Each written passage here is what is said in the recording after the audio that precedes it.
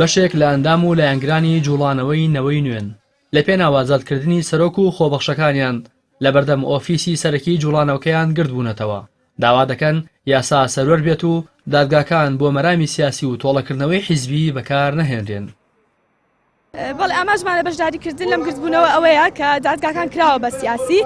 ئەمڕۆ لێرە چەندەنگ و ڕەنگێکی جیاواز هەن کە ئەیانێ بە دەسەڵات و بۆ لایەنانە بڵێن کە دادگاکانیان کردووە بە سیاسی کە چیتر ڕێگە نادرێت دادگاکان بکرێ بە سیاسی و بۆ مەرامی سیاسی و حیزبی خۆیان بەکاری بێنن. ئەس وەک گەنجێک خۆبەخشێک نەوەی نوێ البادینان ئەڤڕۆ هاتیمە وێرێ بۆ بەشداریکردن ئەدوێ گرتبوونەوەیدا بۆ سەبارەت بە دۆسیا گرتنا کاک شاسوار عەبدوڵحی سەرۆکی ڤەلە بینیانەوەنێک و لایە پاراستنا ئێکەتیە ئاسایش ئێکەتی هاتیە گرتن سەبارەت بۆ هەندێک و هاتیە گرتن و ئاخفتنێتویت ئازادینە ئازادی تاخەبیت و بەحسی گەندەلی و نەدادپەری و نەعەداڵەتیە vê هەوات کوردستانێدا بکەتن.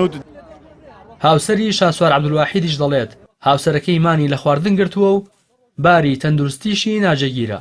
ئاماژە بۆش دەکات مابەی 10 ڕۆژە ڕێگەیان پێ نەداون شاسوار ببینن.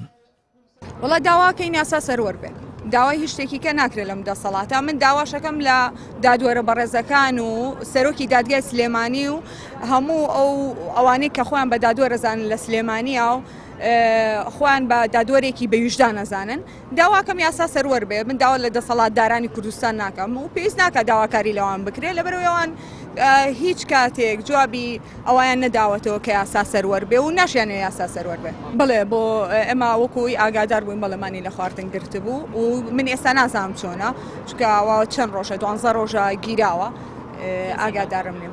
ئێمە لە بیدایەتە سەردانمان کرد دووەم ڕۆژی گرتنەکەی بوو. ئەندامێکی ئەنجومەنی باڵای جوڵانەوەی نەوەی نوێ باس لەوە دەکات سەرجەم بژاردە مەدەنیەکانیان تاوتوێ کردووە و لاگەری سەرۆرنەبوونی یاسا هەنگاوی نوێ دەگرنە بەر.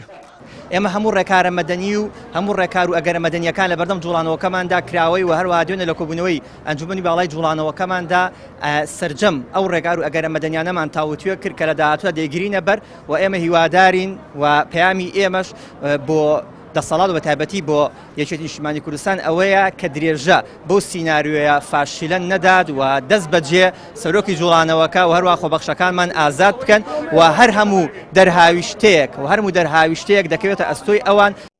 لەسەر خراپ بەکارهێنانی تۆڕە کۆمەڵایەتیەکان و هەڕەشەکردن لە چەند ئەندامێکی فراکسیۆنەکەیان بە بڵاوکردنەوەی ڤیدیۆی دەستکاری کراو ماوەی 13 ڕۆژە سەرۆکی جوڵانەوەی نەوەی نوێ و هەروەها زیاتر لە مانگێکە 11 خۆبەخشی ئەو جوڵانەوەیە دەستگیر کراون. تا ئێستاش دۆسیەکە لە قۆناغی لێکۆڵینەوەدایە. لە دوایین ڕاگەندراوی خۆشیاندا ئەنجومەنی ئاسایش جەختی لەوە کردەوە کە ڕەوتی لێکۆڵینەوەکان بە شێوەیەکی یاسایی و ئاسایی بەڕێوە دەچێت.